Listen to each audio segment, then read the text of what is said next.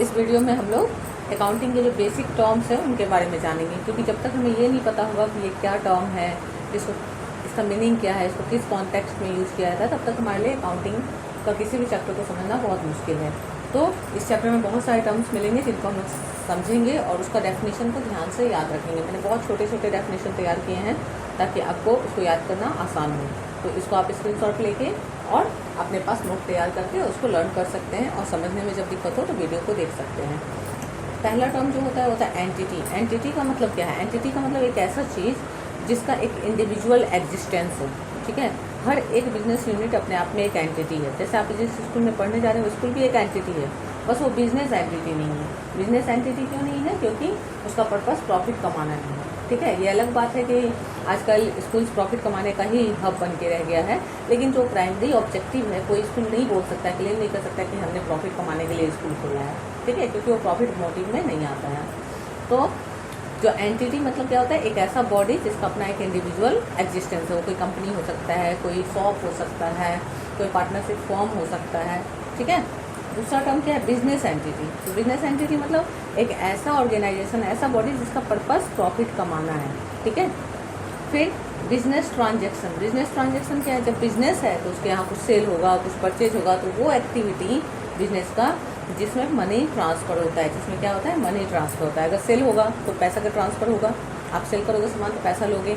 Purchase होगा तो पैसा का ट्रांसफ़र होगा, परचेज करने के लिए पैसा दोगे, ट्रांसफ़र हुआ मनी। ठीक है, कुछ एक्सपेंस हुआ, कुछ इनकम हुआ, तो ये सब क्या है? हमारा बिजनेस ट्रांजेक्शन है। इवेंट क्या होता है? तो जो रिजल्ट है, जैसे हमने सामान सेल किया तो क्या हुआ? सेल हुआ, तो यही इवेंट है कि सेल होने का इवेंट हुआ।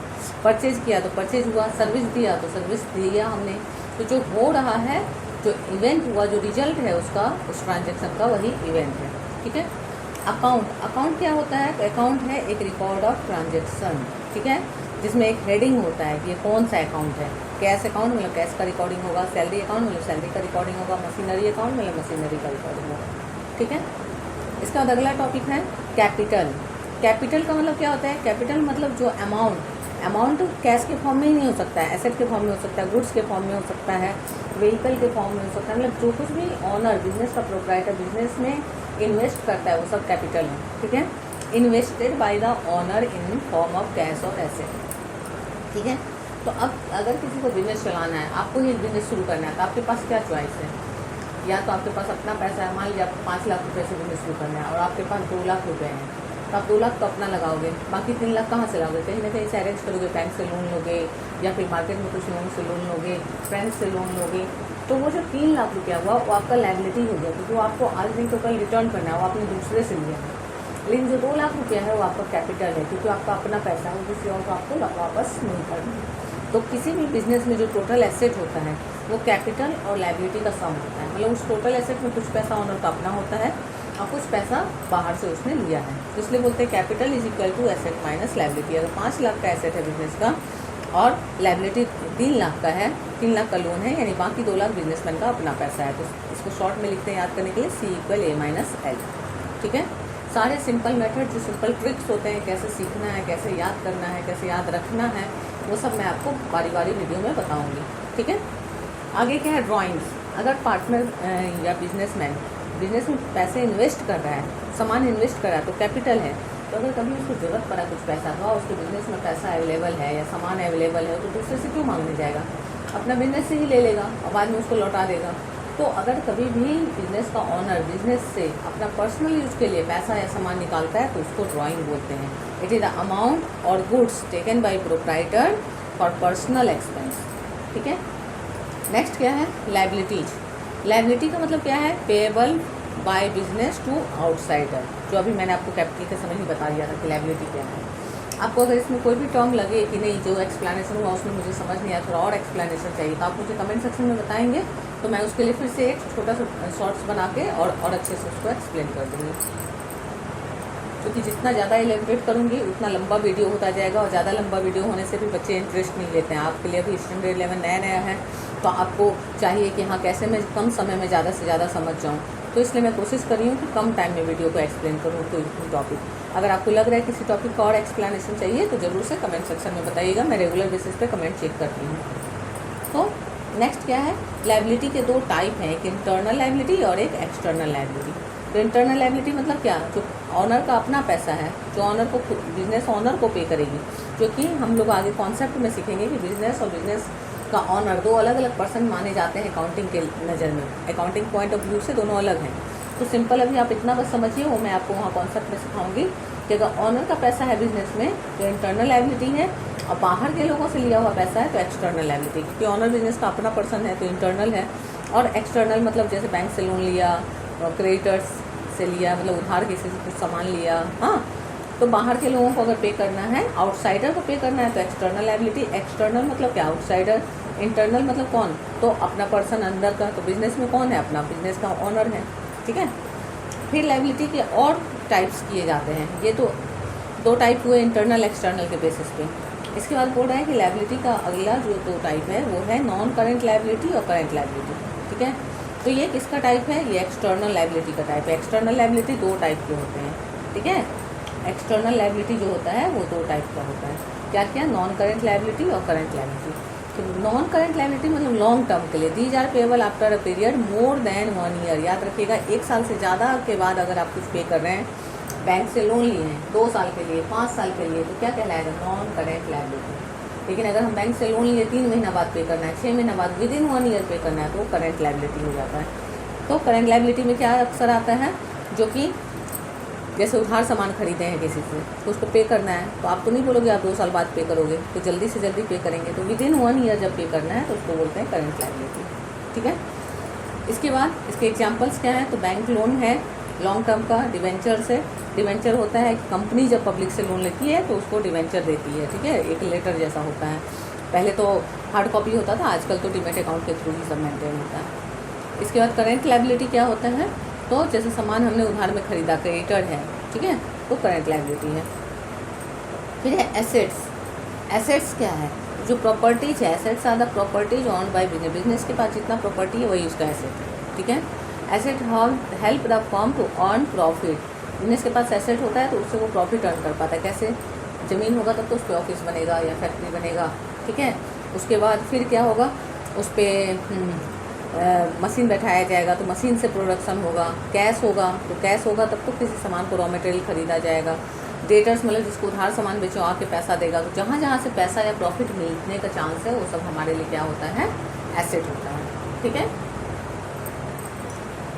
तो फिर से एक बार देख लेते हैं, assets are the properties own by the business, assets help the firm to earn profit, ठीक है। 2 लाइन का सिंपल सा डेफिनेशन है। एग्जांपल क्या है, land, building, machinery, cash, stator, जो भी प्रॉपर्टी है सब एसेट है। एसेट का फॉर्मूला क्या होगा, asset equal liability plus capital, मतलब ए इक्वल एल प्लस सी। अब आप देखोगे कि ये डेफिनेशन सी इक्वल ए माइनस एल, ये फॉर्मूला एल इक्वल ए माइनस सी और ए इक्वल एल प्लस सी, तीनों सेम ही है, बस क्या हो रहा है, L H S R H S हो रहा है। क्योंकि पहला क्या था, सी इक्वल ए माइनस एल, तो जब एल निकालना हुआ तो क्या हो गया, एल इधर चल गया प्लस बन गया, सी इधर आके माइनस बन गया, ठीक है। और जब ए निकालना था तो क्या हुआ, माइनस सी इधर जाके प्लस हो गया, तो एल प्लस सी हो गया, ठीक है। यानी एक याद रखें तो हम लोग तीनों को ही सॉल्व कर सकते हैं, ठीक है। अब एसेट्स 3 तरह के होते हैं। एसेट्स के कितने टाइप हैं, 3।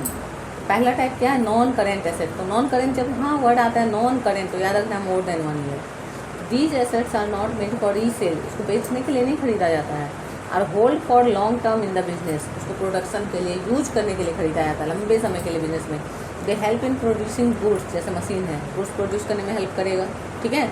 रेंडरिंग सर्विस, मान लीजिए लैंड है तो उसको ऑफिस बनेगा, हाँ फैक्ट्री बनेगा। और फॉर इन्वेस्टमेंट, या बिल्डिंग है, बिल्डिंग खरीद के और उसको रेंट पे दे दिया गया है तो पैसा आ रहा है, तो क्या है, इन्वेस्टमेंट है।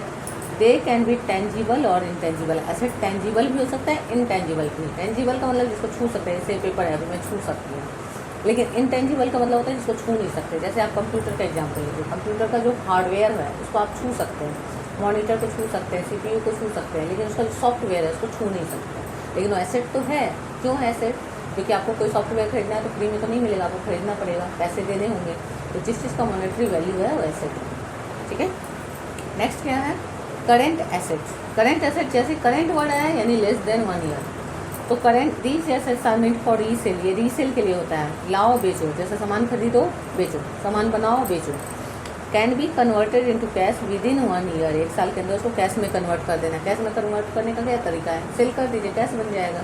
आपके पास सामान था, आपने उसको सेल कर दिया, मतलब आपने उसको कैश में कन्वर्ट कर लिया, ठीक है। फिर क्या है फिक्टिटियस एसेट।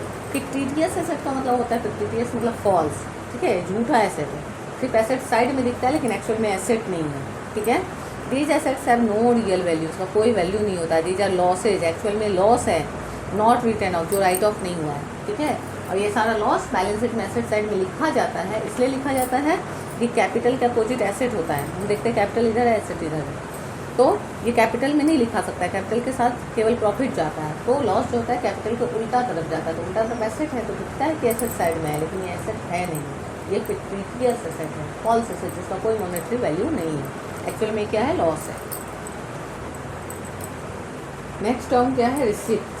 रिसिप्ट का मतलब क्या होता है, जो पैसे मिले हैं, amount receipt. Receipt means amount receipt by the business organisation during an accounting year. Receipt मतलब पैसा मिलना, ठीक है। पैसा कैसे मिल सकता है, तो दो तरीके से पैसे मिलते हैं। Receipt are of two types. क्या दो टाइप्स हैं, एक है कैपिटल रिसिप्ट और एक है रिवेन्यू रिसिप्ट। ये बहुत इंपॉर्टेंट टर्म है, इसको याद रखना है। देखिए मैंने यहाँ स्टार बना के रखा, ठीक है। तो कैपिटल रिसिप्ट क्या होता है, those receipt which result in either increase in liability और डिक्रीज इन एसेट। या तो लायबिलिटी इंक्रीज होगा, देखिए एल प्लस लिखा है मैंने, या डिक्रीज इन एसेट होगा, एसेट माइनस होगा, ठीक है। इसलिए इसका नाम है नॉन रिकरिंग। इसको बोलते हैं non recurring in nature. Recurring का मतलब होता है बार बार रिपीट होना, ठीक है। रिकरिंग का मतलब क्या होता है, बार बार होना।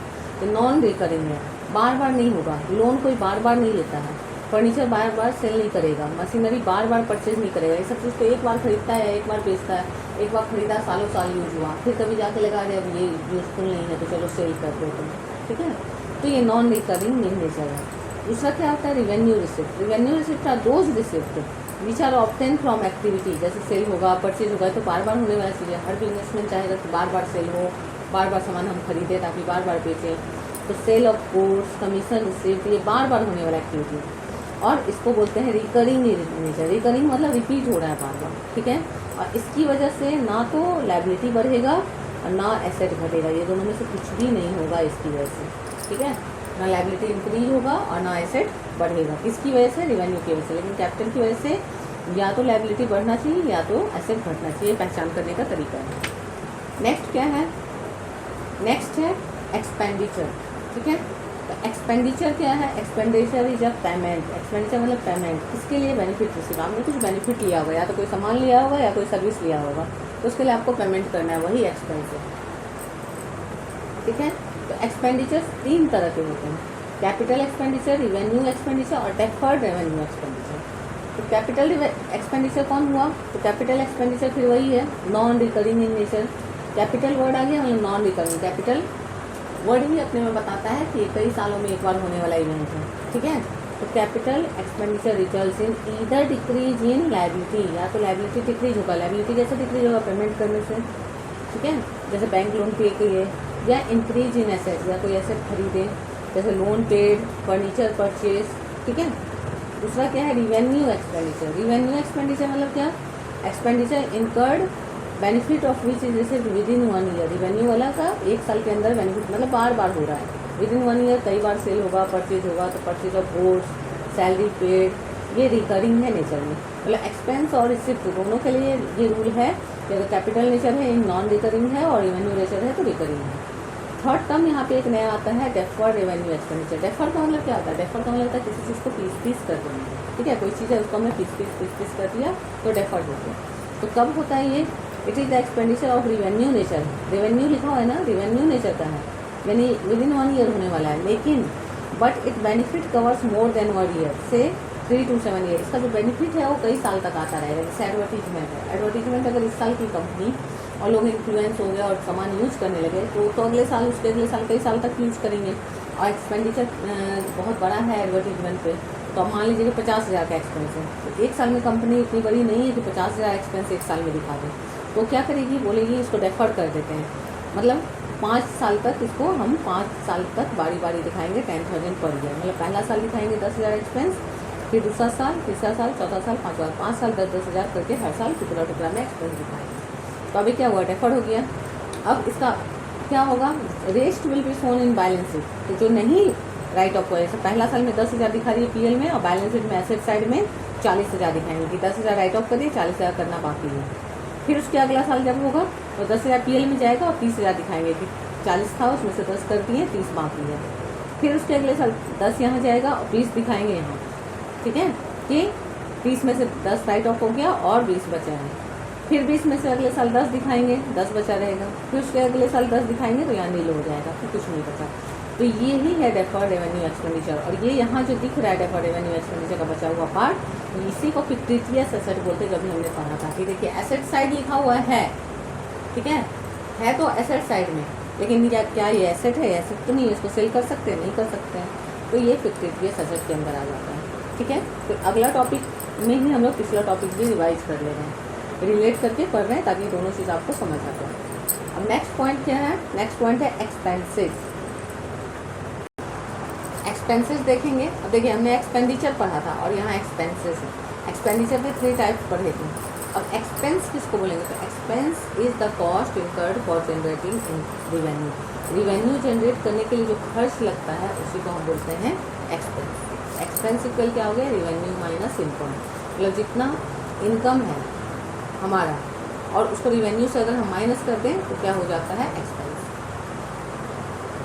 नेक्स्ट क्या है? Income. Income is the profit incurred during an accounting period. Income equal revenue minus expense. मतलब जितना रिवेन्यू हुआ, मतलब सामान को बेच के जितना पैसा हुआ और सामान को बनाने में जितना खर्च हुआ, दोनों के बीच का डिफरेंस इनकम है, ठीक है। इनकम ही प्रॉफिट है। बिजनेस के लिए प्रॉफिट क्या है? इनकम क्या है? बिजनेस का प्रॉफिट। अब आगे क्या डिफाइन किया? प्रॉफिट। हर एक सिमिलर टर्म को भी देखिए अलग अलग डिफाइन किया। प्रॉफिट का मतलब income earn by business by day to day activity, ठीक है। इनकम का मतलब क्या? Profit earn. और प्रॉफिट का मतलब क्या? इनकम अर्न, ठीक है। फिर क्या है? Gain.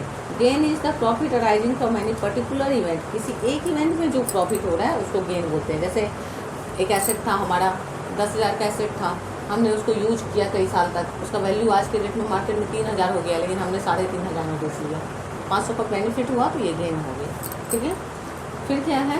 Loss. Loss is the excess of expense over its revenue over period. अगर कभी एक्सपेंस ज़्यादा हो जाए, रिवेन्यू कम हो जाए तो लॉस हो जाता है, ठीक है। बिजनेस कर रहे हैं, इनकम कम हुआ लेकिन हमारा एक्सपेंस ज़्यादा हो गया तो क्या होगा? लॉस होगा। नेक्स्ट क्या है? Purchase. The term purchase is use for purchase of goods. इस वर्ड को याद रखिएगा, बच्चे यही कंफ्यूज होते हैं।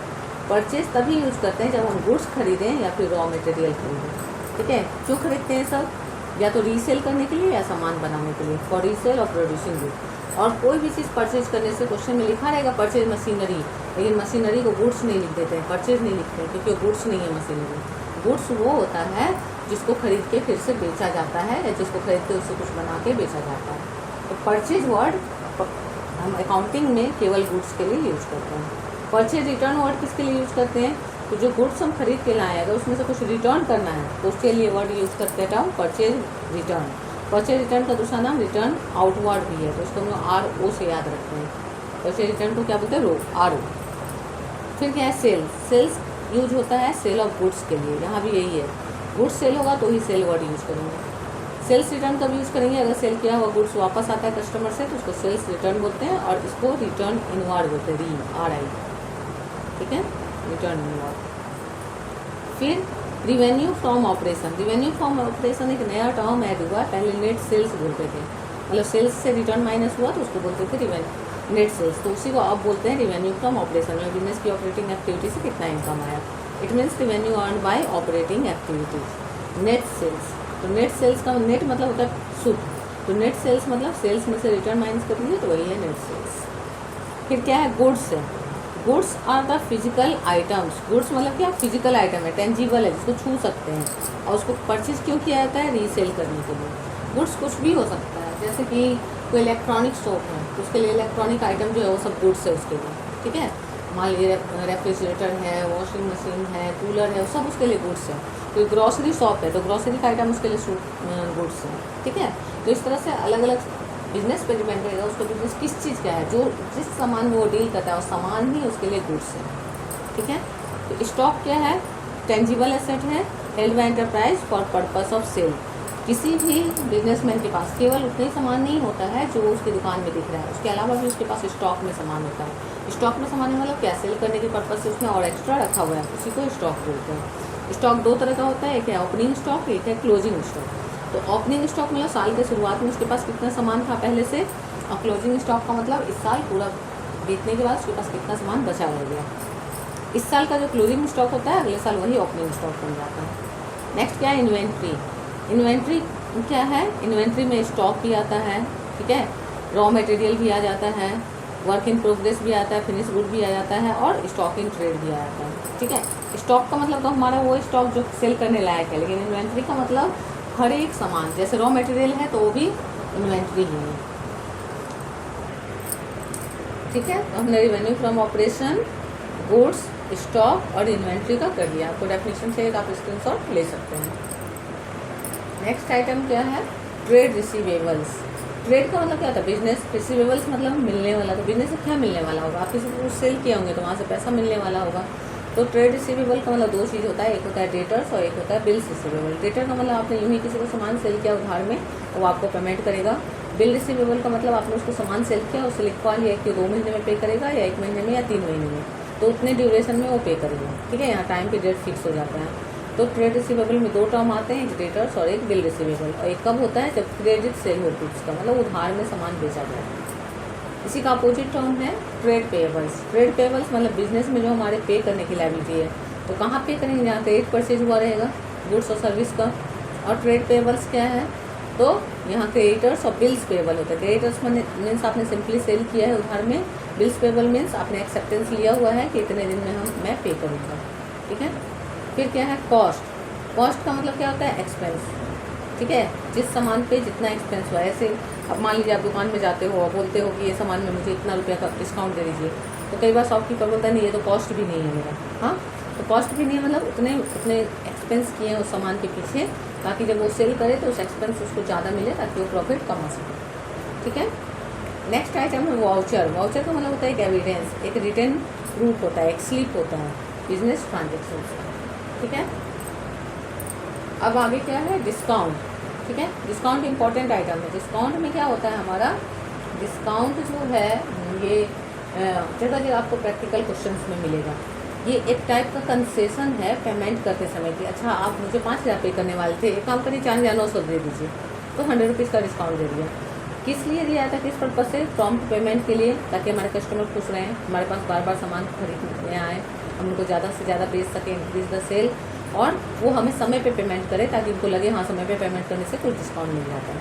डिस्काउंट दो तरह के होते हैं, एक है ट्रेड डिस्काउंट और एक है कैश डिस्काउंट। ट्रेड डिस्काउंट का रेट फिक्स होता है, सेल को बढ़ाने के पर्पज से किया जाता है, और ये बुक्स में रिकॉर्ड नहीं होता है, सबके लिए अवेलेबल है। ट्रेड डिस्काउंट उसको बोलते हैं, आप मॉल वगैरह आते दरवाजे पे लगा रहता है अप टू 50% डिस्काउंट, तो उसमें ऐसा तो नहीं है इसको मिलेगा इसको नहीं मिलेगा, तो सबको मिलेगा, वो ट्रेड डिस्काउंट है। उसको बुक्स में रिकॉर्ड नहीं करते, डायरेक्ट जितना डिस्काउंट है वो माइनस होके और जितने भी सामान सेल हुआ है वो रिकॉर्ड हो जाता है। लेकिन कैश डिस्काउंट क्या है, ये सबको नहीं दिया जाता है, उन कस्टमर्स को दिया जाता है जो प्रॉम्प्ट पेमेंट करते हैं, अर्ली पेमेंट करते हैं, ठीक है, और ये बुक्स में रिकॉर्ड होता है, ये सबके लिए नहीं है, ठीक है। तो दो टाइप के डिस्काउंट है, एक ट्रेड और एक कैश, इसको याद रखना है। नेक्स्ट आइटम है बैड डेट्स। बैड डेट्स का ये एक तरह से सोचिए एब्रिविएशन है। बैड डेट्स जो है बैड डेटर्स है।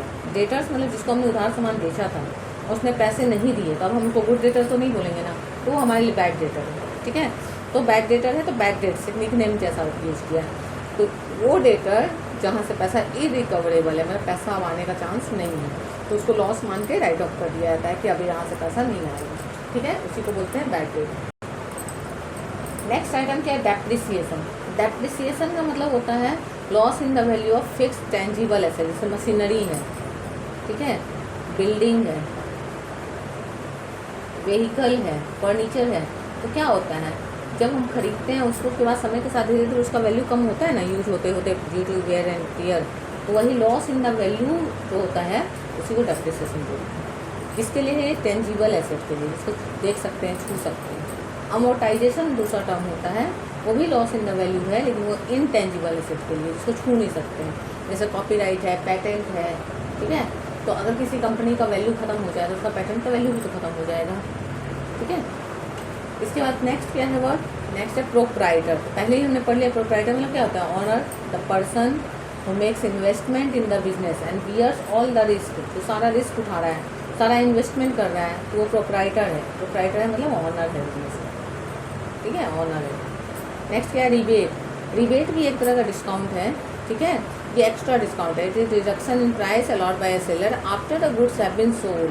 सामान सेल हो जाने के बाद फिर से जब डिस्काउंट देता है, रिबेट देता है, तो उसको बोलते हैं हम लोग रिबेट। क्यों? जैसे इसका रीज़न क्या हो सकता है, discount allowed for poor quality of good, या हमने सामान दिया, कस्टमर को बुला रहे, आपका सामान तो बहुत ख़राब है, अब नहीं लेंगे आगे इससे आपसे सामान, तो आप उसको क्या किया, अपोलोजाइज करता है कि अच्छा इस गलती से खराब, तो ये काम करिए, रेट कम लगा देंगे, ठीक है, तो दैट इज कॉल्ड रिबेट।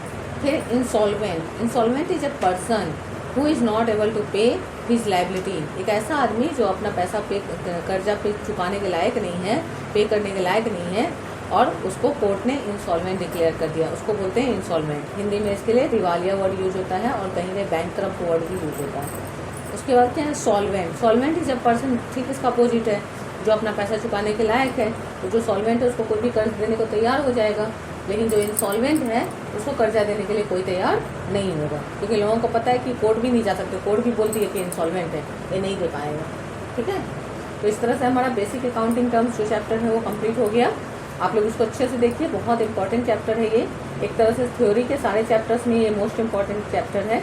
और इसके बाद अगला जो वीडियो है अकाउंटिंग प्रिंसिपल का, वो चैप्टर भी बहुत इंपॉर्टेंट है, तो आप ध्यान से इनको देखिए। मैं किसी चैप्टर को लेस इंपॉर्टेंट नहीं बोल रही हूँ, बस ये बता रही हूँ कि ये सारे कुछ ज़्यादा ही इंपॉर्टेंट है, क्योंकि इनके टर्म्स जाने बिना आपके लिए अकाउंटेंसी का एक भी सम बनाना पॉसिबल नहीं हो पाएगा, ठीक है। अपडेटेड रहिए वीडियो के साथ, आपको सारे कंटेंट ईजिली मिलते जाएंगे।